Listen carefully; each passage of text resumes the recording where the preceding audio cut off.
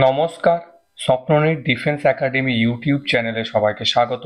আজকের class top 100 GK series আর বিষয় ভারতের অর্থনীতি 3.0 আলোচনা করব। সঙ্গে রয়েছি আমি রানা মণ্ডল। তাহলে চলো শুরু করা যাক। প্রথম প্রশ্ন, ভারতের সমষ্টি উন্নয়ন প্রকল্পটি শুরু হয়েছিল কবে? দেখো, ভারতের সমষ্টি উন্নয়ন প্রকল্প শুরু হয়েছিল 1952 সালে, অর্থাৎ প্রথম পঞ্চবার্ষিকী পরিকল্পনাকালে। একে বলা হয় কমিউনিটি ডেভেলপমেন্ট প্রজেক্ট। 1952 সালে এই সমষ্টি উন্নয়ন প্রকল্প শুরু হয়েছিল, যার মূল উদ্দেশ্য কি? মূল উদ্দেশ্য হচ্ছে গ্রামীণ জীবনযাত্রার মান উন্নয়ন। সে এগ্রিকালচার থেকে শুরু করে তারপর জলসেচ ব্যবস্থা, ঠিক আছে, এই সমস্ত ব্যবস্থার উন্নতি করে গ্রামীণ জীবনযাত্রার মান উন্নয়ন ছিল সমষ্টি উন্নয়ন প্রকল্পের বা কমিউনিটি ডেভেলপমেন্ট প্রজেক্টের মূল উদ্দেশ্য। এটা 1952 সালে সেকেন্ড অক্টোবর স্টার্ট হয়। ওকে, নেক্সট প্রশ্ন। দেখো, নেক্সট প্রশ্ন হচ্ছে ভারতের কোন পঞ্চবার্ষিকী পরিকল্পনার সময়কালে ন্যূনতম চাহিদা পূরণের কর্মসূচিটি চালু হয়েছিল? এটাকে বলা হচ্ছে minimum needs programme. Minimum needs programme চালু হয়েছিল পঞ্চম পঞ্চবার্ষিকী পরিকল্পনার প্রথম বছরে। পঞ্চম পঞ্চবার্ষিকী পরিকল্পনার প্রথম বছর অর্থাৎ 1974 থেকে পঞ্চবার্ষিকী পরিকল্পনা শুরু হচ্ছে আর 69 গিয়ে শেষ হচ্ছে। অ্যাকচুয়ালি 69 না, 78 গিয়ে শেষ হবে। তা 1975 সালে পঞ্চম পঞ্চবার্ষিকী পরিকল্পনার সময়কালে ন্যূনতম চাহিদা পূরণের কর্মসূচি, একে ইংরেজিতে বলা হয়েছে মিনিমাম নিডস প্রোগ্রাম। এই মিনিমাম নিডস প্রোগ্রামে কি কি ছিল? মিনিমাম নিডস প্রোগ্রামে ছিল rural health, rural education, electrification, rural road, তারপর হচ্ছে এই সমস্ত বেসিক যে বিষয়গুলো, হাউজিং, সমস্ত বিষয়গুলো ছিল হচ্ছে মিনিমাম নিডস প্রোগ্রামে। ওকে, মিনিমাম নিডস প্রোগ্রাম শুরু হচ্ছে 1975 সালে, ঠিক আছে। আর একে বলা হচ্ছে পঞ্চম পঞ্চবার্ষিকী পরিকল্পনার প্রথম বছরে স্টার্ট হচ্ছে, ঠিক আছে। নেক্সট প্রশ্ন দেখো, ভারতের পরিকল্পনার সময়কালে কৃষিক্ষেত্রে সবুজ বিপ্লবের প্রথম পর্যায়টি শুরু হয়েছিল কবে? দেখো, 66-69 সালে যে বার্ষিক পরিকল্পনা চলছিল, সেই সময় ভারতের কৃষিক্ষেত্রে সবুজ বিপ্লবের প্রথম পর্যায় শুরু হয়েছিল। সবুজ বিপ্লব বলতে বোঝায় খাদ্যশস্যের ব্যাপক উৎপাদন বৃদ্ধি। ভারতের ক্ষেত্রে মূলত গম উৎপাদনের ক্ষেত্রে এই সবুজ বিপ্লবের প্রভাব আমরা দেখতে পেয়েছি।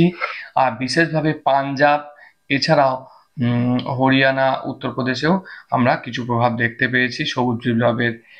অর্থাৎ আমাদের দেশে কি হয়েছিল, এই 66-69 সালে HYVS মেক্সিকো থেকে আমদানি করা হয়েছিল। HYVS হচ্ছে উচ্চ ফলনশীল বীজ। এই উচ্চ ফলনশীল বীজ আমদানি করা হয় মেক্সিকো থেকে। তারপর এর সঙ্গে যুক্ত করা হয় জলসেচ, ফার্টিলাইজার মানে সার ব্যবহার ও আধুনিক টেকনোলজি ব্যবহার, এই সমস্ত করে ভারতের কৃষিক্ষেত্রে সবুজ বিপ্লব দেখা যায়, ঠিক আছে। এর প্রথম পর্যায়টা হচ্ছে 1966 থেকে 69 সালের বার্ষিক পরিকল্পনাতে। নেক্সট প্রশ্ন, ভারতের সবুজ বিপ্লবের ক্ষেত্রে, এটা বলে দিলাম 66 থেকে 69 সালের বার্ষিক পরিকল্পনার ক্ষেত্রে। কোশ্চেন নম্বর 54, ভারতের কোন পঞ্চবার্ষিকী পরিকল্পনার সময়কালে 14টি বাণিজ্যিক ব্যাংকের জাতীয়করণ হয়? দেখো, আমরা জানি 14টি বাণিজ্যিক ব্যাংকের জাতীয়করণ করা হয় 1969 সালে। তাহলে সেটা হচ্ছে চতুর্থ পঞ্চবার্ষিকী পরিকল্পনা। আমরা জানি 1969 সালে কি হচ্ছে, এখানে যে অপশন আছে সেক্ষেত্রে এটাই হচ্ছে 1969 সালে কি হচ্ছে বার্ষিক, যখন 1969 সালে হচ্ছে 14টি বাণিজ্যিক ব্যাংকের জাতীয়করণ করা হয়। নেক্সট প্রশ্ন আমরা দেখব, ভারতের কোন পরিকল্পনাকালে নাবার্ড প্রতিষ্ঠিত হয়? নাবার্ড কখন প্রতিষ্ঠিত হয়? নাবার্ড হচ্ছে national bank for agriculture and rural development, ঠিক আছে। তাহলে এই নাবার্ড প্রতিষ্ঠিত হচ্ছে শিবরামন কমিটির সুপারিশে 1982 সালে। নাবার্ডের মূল উদ্দেশ্য কি? ঠিক আছে, নাবার্ডের মূল উদ্দেশ্য হচ্ছে গ্রামীণ উন্নয়ন বা গ্রামীণ কৃষিক্ষেত্রের উন্নয়ন হচ্ছে নাবার্ডের মূল উদ্দেশ্য। তাহলে 1982 সাল কোন সময় পড়ছে? 1982 সাল পড়ছে ষষ্ঠ পঞ্চবার্ষিকী পরিকল্পনা। তাহলে সঠিক উত্তর হচ্ছে ষষ্ঠ পঞ্চবার্ষিকী পরিকল্পনা। আমরা ষষ্ঠ পঞ্চবার্ষিকী পরিকল্পনা দেখব 1980 থেকে 85 সাল, তাই না? তাহলে এই নাবার্ড প্রতিষ্ঠিত হচ্ছে ষষ্ঠ পঞ্চবার্ষিকী পরিকল্পনাতে। যে নাবার্ডের মূল কাজ হচ্ছে কি, কৃষিক্ষেত্রের মানে কৃষিক্ষেত্রের সার্বিক উন্নয়ন এবং কৃষিক্ষেত্রের সর্বোচ্চ ঋণদাতা হচ্ছে নাবার্ড। শিবরামন কমিটির সুপারিশে এই নাবার্ড তৈরি হয়। নেক্সট প্রশ্ন দেখো, নেক্সট প্রশ্ন, নাবার্ড হলো ষষ্ঠ পঞ্চবার্ষিক পরিকল্পনা, 1982 সালে প্রতিষ্ঠিত হচ্ছে। আচ্ছা, 56 নম্বর প্রশ্ন, সর্বশিক্ষা অভিযান কবে শুরু হয়? দেখো, সর্বশিক্ষা অভিযান শুরু হয় 2001-2 সালে তৈরি হচ্ছে, শুরু হচ্ছে সর্বশিক্ষা অভিযান। ঠিক আছে, এডুকেশন ফর অল এর মূল উদ্দেশ্য বলা হচ্ছে 6 থেকে 14 বছর বয়সের গ্রুপে সবার জন্য মানে বাধ্যতামূলক এবং ফ্রি শিক্ষার ব্যবস্থা করা হচ্ছে। তাহলে এই সর্বশিক্ষা অভিযান কোন পঞ্চবার্ষিকী পরিকল্পনার সময় শুরু হয়? 2001-2 কোন সময় পড়বে? নবম পঞ্চবার্ষিকী পরিকল্পনার সময় এই সর্বশিক্ষা অভিযান স্টার্ট হচ্ছে। নবম পঞ্চবার্ষিকী পরিকল্পনার সময় এই সর্বশিক্ষা অভিযান স্টার্ট হচ্ছে। পরবর্তীকালে আমরা দেখব 2002 সালে 86তম সংবিধান সংশোধনের মাধ্যমে, ঠিক আছে, 21A বলে একটা ধারা আনা হয়। সেই ধারাতে কি বলা হচ্ছে? সেই ধারাতে বলা হচ্ছে 6 থেকে 14 বছর বয়সের শিশুদের নিঃশুল্ক বাধ্যতামূলক শিক্ষার ব্যবস্থা করা হচ্ছে। ওকে, নবম পঞ্চবার্ষিকী পরিকল্পনা সময় স্টার্ট হচ্ছে সর্বশিক্ষা অভিযান। নেক্সট প্রশ্ন, ভারতের কোন পরিকল্পনাকালে দুর্গাপুর, রাউরকেল্লা, ভিলাই লৌহ ইস্পাত প্রতিষ্ঠিত হয়েছিল? দেখো, আমরা জানি দ্বিতীয় পঞ্চবার্ষিকী পরিকল্পনার সময় ভারী শিল্পের ওপর জোর দেওয়া হয়। তাহলে এটা কি দ্বিতীয় পঞ্চবার্ষিকী পরিকল্পনার সময় স্টার্ট হয় হচ্ছে দুর্গাপুর, রাউরকেল্লা এবং ভিলাই লৌহ ইস্পাতগুলো প্রতিষ্ঠিত হয়। আর আমরা জানি কি দুর্গাপুর প্রতিষ্ঠিত ব্রিটেনের সহায়তায়, ঠিক আছে, দুর্গাপুর ব্রিটেনের সহায়তায় প্রতিষ্ঠিত হয়। আচ্ছা, রাউরকেল্লা ওয়েস্ট জার্মানি, ভিলাই হচ্ছে রাশিয়া। তাহলে এই রকম ভাবে কি হচ্ছে, আমার দুর্গাপুর, রাউরকেল্লা, ভিলাই প্রতিষ্ঠিত হচ্ছে দ্বিতীয় পঞ্চবার্ষিকী পরিকল্পনার সময়। নেক্সট প্রশ্ন, ভারতের কোন পরিকল্পনার সময়কালে চীন ভারত সীমান্তে আক্রমণ করে এবং পাকিস্তান ভারতের বিরুদ্ধে যুদ্ধ করে? দেখো, কোন পরিকল্পনা কালে এই দুটো যুদ্ধ একই সঙ্গে হয়েছিল? চীন ভারত যুদ্ধ হয়েছিল 1962 সালে, ভারত পাকিস্তান যুদ্ধ হয়েছিল 1965 সালে। তাহলে এটা কোন সময়? তৃতীয় পঞ্চবার্ষিকী পরিকল্পনার সময়কালে, তৃতীয় পঞ্চবার্ষিকী পরিকল্পনার সময় এটা হয়েছিল। দ্বিতীয় পঞ্চবার্ষিকী পরিকল্পনার সময়কাল হচ্ছে 61 থেকে 66, 1961 থেকে 66। তাহলে সঠিক উত্তর হচ্ছে তৃতীয় পঞ্চবার্ষিকী পরিকল্পনা। এই সময় ভারত চীন যুদ্ধ হয়েছিল 1962 সালে, ভারত পাকিস্তান যুদ্ধ হয়েছিল 1965 সালে। আর এই কারণে কি হচ্ছে, তৃতীয় পঞ্চবার্ষিকী পরিকল্পনাটি ব্যর্থ হয়। তাহলে সঠিক উত্তর হচ্ছে কি তৃতীয় পঞ্চবার্ষিকী পরিকল্পনার সময়কালে ভারত চীন যুদ্ধ এবং ভারত পাকিস্তান যুদ্ধ হয়। নেক্সট প্রশ্ন, ভারতের কোন পরিকল্পনাকালে শ্রীমতী ইন্দিরা গান্ধী প্রথমবার এর মতো প্রধানমন্ত্রী হন? দেখো, প্রথমবার ইন্দিরা গান্ধী প্রধানমন্ত্রী হয়েছিলেন 1966 সালে এবং দ্বিতীয়বার 1980 সালে প্রধানমন্ত্রী হয়েছিলেন। ঠিক আছে, আর 84 সালে তিনি মারা যান, অর্থাৎ তাকে হত্যা করা হয়েছিল। শ্রীমতী ইন্দিরা গান্ধী প্রথমবারের জন্য প্রধানমন্ত্রী হয়েছিল 1966 সালে। তাহলে 1966 সাল কোন পঞ্চবার্ষিকী পরিকল্পনার সময়কালে পড়ছে?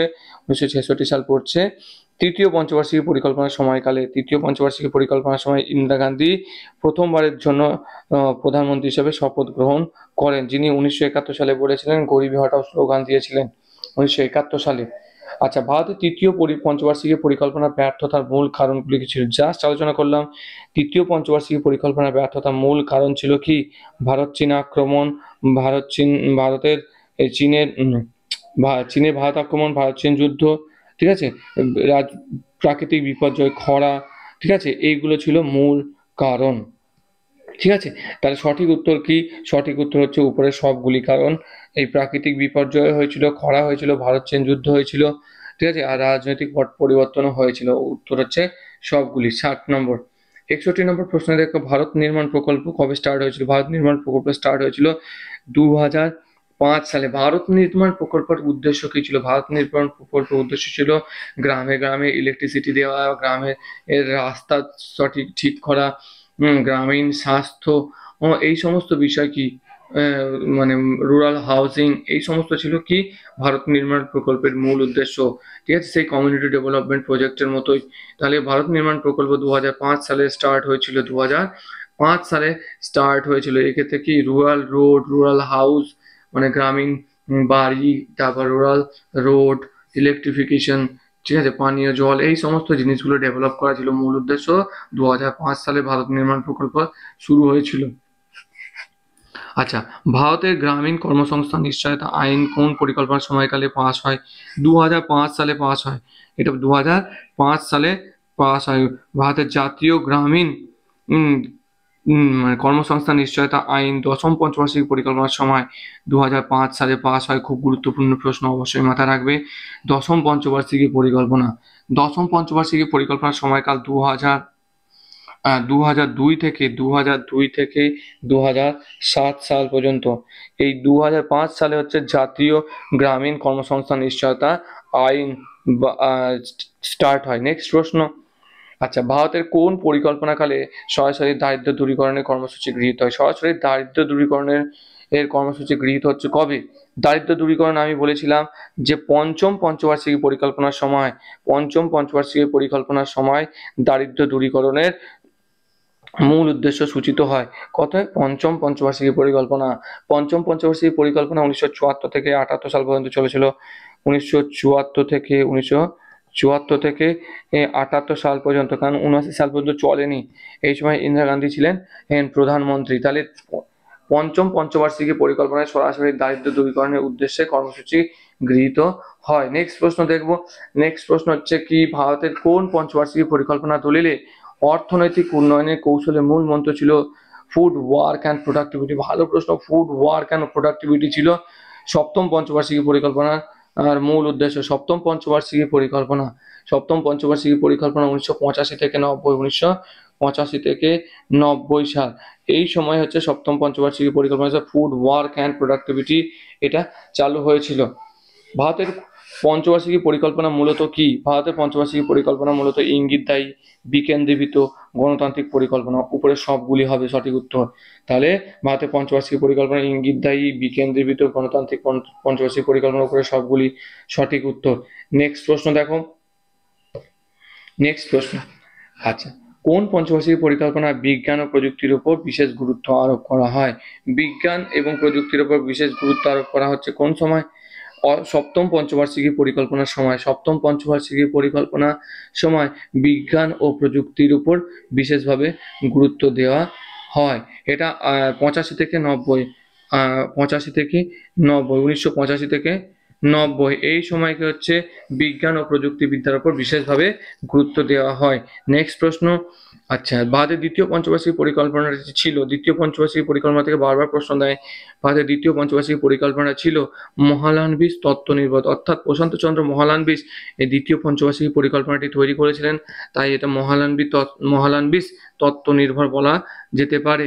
আর এখানে ভারী শিল্পের উপর জোর দেওয়া হয়েছিল। 67 নম্বর প্রশ্ন, ঠিক আছে, মহালানবিস এই তত্ত্বের উপর ভারতের দ্বিতীয় পঞ্চবার্ষিকী পরিকল্পনাটি তৈরি হয়েছিল। ভারতের মোট আভ্যন্তরীণ সঞ্চয়ের সর্বাধিক অবদান, খুব গুরুত্বপূর্ণ প্রশ্ন। ভারতের মোট আভ্যন্তরীণ সঞ্চয়ের সর্বাধিক অবদান হলো গার্হস্থ্য ক্ষেত্রে। বারবার প্রশ্নটা পরীক্ষাতে দেয়, অবশ্যই মাথায় রাখবে যে ভারতের মোট আভ্যন্তরীণ সঞ্চয়ের সর্বাধিক অবদান হলো গার্হস্থ্য ক্ষেত্রে। ওকে, 68 নম্বর প্রশ্ন হচ্ছে কি ভারতের মোট আভ্যন্তরীণ সঞ্চয়ের সর্বাধিক অবদান হলো গার্হস্থ্য ক্ষেত্রে। নেক্সট প্রশ্ন, অর্থনৈতিক সংস্কার কোন সালে অনুষ্ঠিত হয়? ভালো করে বুঝতে হবে যে গৃহীত হয় আর অনুষ্ঠিত হয়। অর্থাৎ ভারতের আমার নিউ ইকোনমিক পলিসি বা নয়া অর্থনৈতিক নীতি আছে 1991 সালে, আর এটা কার্যকরী হয় 1992 সালে। তাহলে সঠিক উত্তর হচ্ছে 1992 সালে। দেখো কি বলছে যে অর্থনৈতিক সংস্কার 1991 সালে ভারতে গৃহীত হয় আর 92 সালে কার্যকর হয়। এখানে দেখো আমি বলে দিয়েছি অর্থনৈতিক সংস্কারের কর্মসূচিগুলি গৃহীত হয় 1991 সালে, কিন্তু সেগুলো অনুষ্ঠিত বা কার্যকর হয় 1992 সালে। মাথায় রাখবে প্রশ্নটা কি বলতে চাইছে, সেই অনুযায়ী তুমি অ্যান্সার দেবে। সেই সময় কি হচ্ছে, নরসিংহ রাও গভর্নমেন্ট ছিলেন, অর্থমন্ত্রী ছিলেন মনমোহন সিং। নেক্সট, ভারতের বৃহৎ শিল্পায়ন শুরু হচ্ছে কখন? ভারতের বৃহৎ শিল্পায়ন শুরু হচ্ছে দ্বিতীয় পঞ্চবার্ষিকী পরিকল্পনার সময়। 56 থেকে 61 সময়কাল হচ্ছে দ্বিতীয় পঞ্চবার্ষিকী পরিকল্পনার সময়কাল। 1956 থেকে 61 সাল, এটা হচ্ছে দ্বিতীয় পঞ্চবার্ষিকী পরিকল্পনার সময়কাল। এই সময় মহালানবিস মডেলের উপর ভিত্তি করে দ্বিতীয় পঞ্চবার্ষিকী পরিকল্পনা শুরু হয় এবং এই সময় ভারতের basic and heavy industry start হয় দ্বিতীয় পঞ্চবার্ষিকী পরিকল্পনার সময়। ঠিক আছে, আজকে ক্লাস এখানেই শেষ করছি। দেখা হচ্ছে পরবর্তী ক্লাসে নতুন কোনো বিষয় নিয়ে। ধন্যবাদ।